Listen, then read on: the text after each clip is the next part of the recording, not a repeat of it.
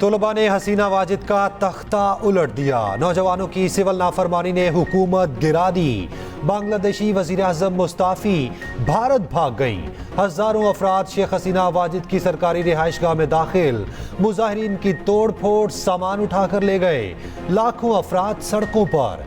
तलबा का जश्न, नारेबाजी, सजदाए शुक्र और नवाफिल की अदायगी। फौज ने हसीना वाजिद को मुस्ताफी होने के लिए 45 मिनट का वक्त दिया।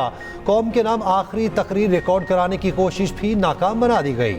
ऑपोजिशन जमातों से मुलाकात के खिलाफ आर्मी चीफ का कौम से खिताब। मुल्क में अबूरी हुकूमत कायम करने का ऐलान। वजारत दाखिला के मुताबिक फौज आर्जी तौर पर मुल्क का कंट्रोल संभालेगी। बांग्लादेशी आर्मी चीफ को मुल्क में अबूरी हुकूमत बनाने का ऐलान। वकारुज़्ज़मान ने कौम से खिताब में कहा, शेख हसीना वाजिद ने इस्तीफा दे दिया, अब अबूरी हुकूमत मुल्क चलाएगी। अवामी लीग के सिवा तमाम सियासी जमातों से बात होगी। मुल्क में कर्फ्यू और एमरजेंसी की कोई ज़रूरत नहीं। फौज पर एतमाद रखें, अवाम पुरअमन रहें। अवाम का एक एक मुतालबा तस्लीम किया जाएगा। मुजाहरों के दौरान हलाकतों की तहकीकात करेंगे। अबूरी हुकूमत के लिए जल्द सदर से मुलाकात करूंगा। उधर बांग्लादेशी सदर का साबिक वज़ीर आज़म खालिदा ज़िया को जेल से रिहा करने का हुक्म। खालिदा ज़िया ने अवाम को पुरअमन रहने की अपील कर दी। बांग्लादेशी फौज का कहना है, मुल्क पे जारी कर्फ्यू मंगल को खत्म होगा, कारोबार दोबारा खुलेंगे। शेख हसीना वाजिद भारतीय शहर अगलतला से दिल्ली पहुंच गई। भारतीय मीडिया से मुताबिक दिल्ली एयरबेस पर भारतीय कौमी सलामती मुशीर जद्दोल ने मुलाकात की। हसीना वाजिद की मज़ीद मुलाकातें मुतवक्के। हसीना वाजिद मुख्तसर क़याम के बाद दिल्ली से लंदन रवाना होंगी। सूरत हाल के पेश नज़र बांग्लादेशी सरहद पर भारतीय फौज हाई अलर्ट।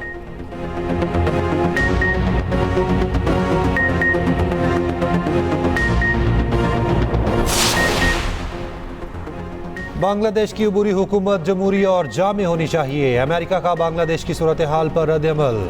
व्हाइट हाउस का कहना है, बांग्लादेश की सूरत हाल का बगौर जायजा ले रहे अमरीकी सेनेटर चक शोमर कहते हैं, बांग्लादेश की जरूरतमंद मुजाहिरीन को खिराज तहसीन पेश करता हूँ। बांग्लादेश में मुतवाज़िन अबूरी हुकूमत का क़याम ज़रूरी है। बरतानवी वज़ीर आज़म बांग्लादेश में पुरतशद्दुद वाक़यात पर मायूस। तर्जुमान का कहना है, बांग्लादेश में जमहूरियत के तहफ़्फ़ुज़ के लिए जल्द इक़दाम ज़रूरी हैं। यूरोपीय यूनियन ने इक़्तिदार की जमहूरी मुंतक़ली का मुतालबा कर दिया। उधर हसीना वाजिद के बेटे सजीद वाजिद का कहना है, वालिदा मुल्क से बहुत मायूसी की हालत में गई, अब सियासत में वापस नहीं आएंगी। नामे पर फौज के मौक़िफ़ में कोई तब्दीली आई है, ना ही आएगी। बयानिया बनाने वाले फौज और अवाम में दरार डालना चाहते हैं। फौज और अवाम में नफरतें फैलाने वालों को कार्रवाई का सामना करना पड़ेगा। DGI-SPR लेफ्टिनेंट जनरल अहमद शरीफ चौधरी की न्यूज़ कॉन्फ्रेंस। कहा, डिजिटल दहशतगर्दी के खिलाफ कानून इस तरह काम नहीं कर रहा जिस तरह करना चाहिए। एक माफिया नहीं चाहता मुल्क तरक्की करे। पाक फौज के अफसर और जवान इस मुल्क के अशराफिया नहीं। फौज किसी खास सियासी सोच, मजहब या मसलक को लेकर नहीं चल रही।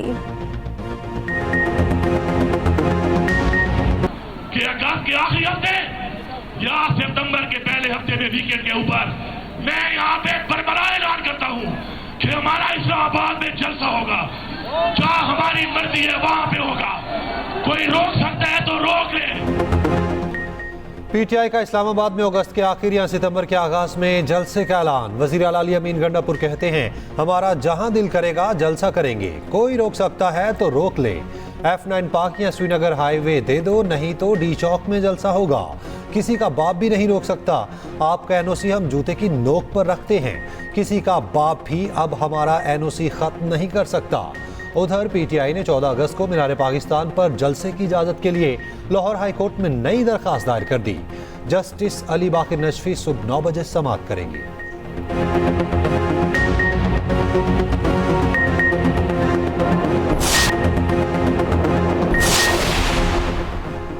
बलोच यकजहती कमेटी और उसकी क़यादत दहशतगर्दों की प्रॉक्सी है। DGI-SPR लेफ्टिनेंट जनरल अहमद शरीफ चौधरी की न्यूज़ कॉन्फ्रेंस। कहा, बलोच यकजहती कमेटी को पुरअमन एहतजाज की इजाज़त दी थी मगर उन्होंने आग लगाई, सड़कें ब्लॉक की। पुरतशद्दुद हजूम ने एक FC के सिपाही को शहीद किया। कानून नाफिज करने वाले इदारों ने तहम्मुल के साथ इस मामले को देखा।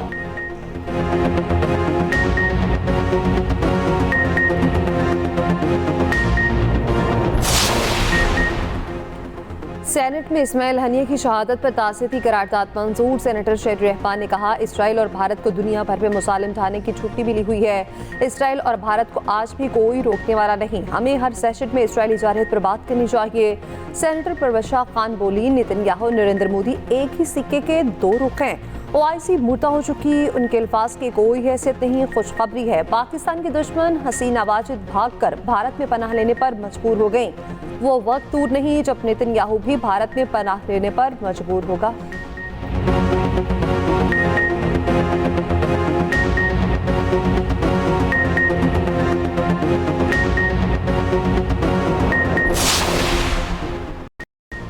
शहबाज शरीफ, हमारा हक हमारे हवाले करो। मुतालिबात की मंजूरी तक धरना जारी रहेगा।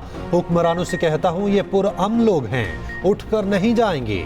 अमीर जमात इस्लामी हाफिज नेमुल रहमान का रावलपिंडी में धरने से खिताब, कहा, हम तसादुम नहीं चाहते, लोगों के लिए रिलीफ चाहिए। बिजली की कीमत कम करना पड़ेगी, IPPs को लगाम देना पड़ेगी।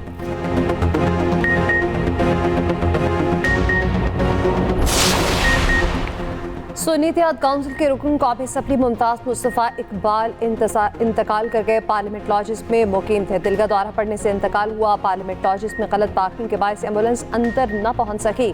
स्ट्रेचर तक अंदर ले जाने की भी इजाजत न मिली। मुमताज मुस्तफ़ा को कंधों पर उठाकर एम्बुलेंस तक लाया गया। ख्वाजा आसिफ ने कौमी असम्बली में कहा, पार्लियामेंट लॉजिस में गाड़ियां नो पार्किंग के बोर्ड के साथ ही लगाई जाती हैं। स्पीकर अयाज सादिक ने कहा, पहले भी नो पार्किंग से गाड़ियां उठवाई थी, लगता है अब मुस्तकिल लिफ्टर मंगवाना ही पड़ेगा।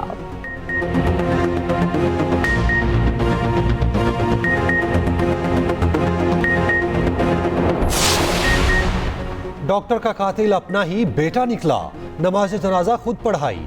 लाहौर में निजी अस्पताल के मालिक डॉक्टर शाहिद का बेटा कयूम गिरफ्तार, पुलिस ने दोस्त को भी धर लिया। पुलिस के मुताबिक मुलजिम कयूम पसंद की लड़की से शादी करना चाहता था। वालिद के इनकार पर जनवरी में कातिलाना हमला कराया।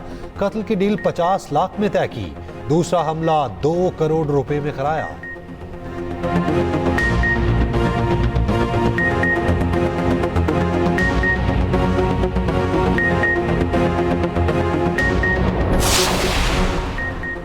पाकिस्तान क्रिकेट बोर्ड का बांग्लादेश क्रिकेट बोर्ड से राब्ता, बांग्लादेशी क्रिकेट टीम को जल्द पाकिस्तान पहुंचने की पेशकश। पाकिस्तान और बांग्लादेश के दरमियान पहला टेस्ट 21 अगस्त से रावलपिंडी में शेड्यूल है। जरा के मुताबिक मुल्क में खराब सूरत हाल की वजह बांग्लादेशी टीम प्रैक्टिस नहीं कर रही। उधर बांग्लादेश ए टीम का दौरा पाकिस्तान 48 घंटे ताखिर का शिकार। बांग्लादेश ए टीम अब 2 दिन बाद इस्लामाबाद के लिए रवाना होगी।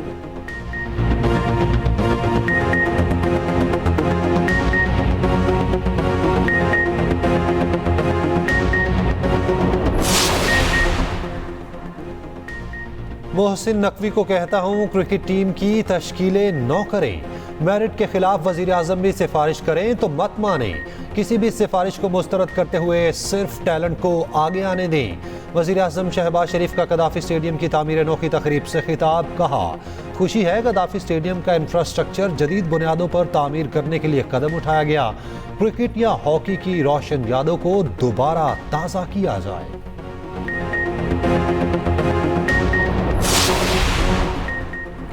पीसीबी का डोमेस्टिक चैंपियंस कप हर साल कराने का ऐलान। चेयरमैन पीसीबी मोहसिन नकवी कहते हैं, चैंपियंस कप में 5 टीमें खेलेंगी, इंटरनेशनल खिलाड़ी भी शिरकत करेंगे। डोमेस्टिक स्ट्रक्चर बुरा नहीं, तब्दीली की कोई ज़रूरत नहीं।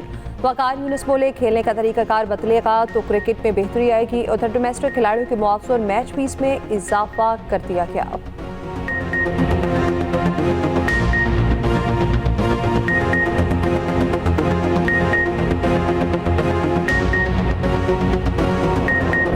के वस्ता में बढ़ती कशीदगी रोकने के लिए सिफारती कोशिशें तेज। इस्लामी ताउन तंजीम वज़राए ख़ारजा इजलास 7 अगस्त को जद्दा में तलब। अमरीकी सदर ने नेशनल सिक्योरिटी टीम का इजलास आज बुला लिया। जो बाइडन आज उर्दन के शाह अब्दुल्ला से भी बात करेंगे। अमरीकी सदर ने उम्मीद जाहिर की है कि ईरान बदला लेने की धमकी के बावजूद पीछे हट जाएगा।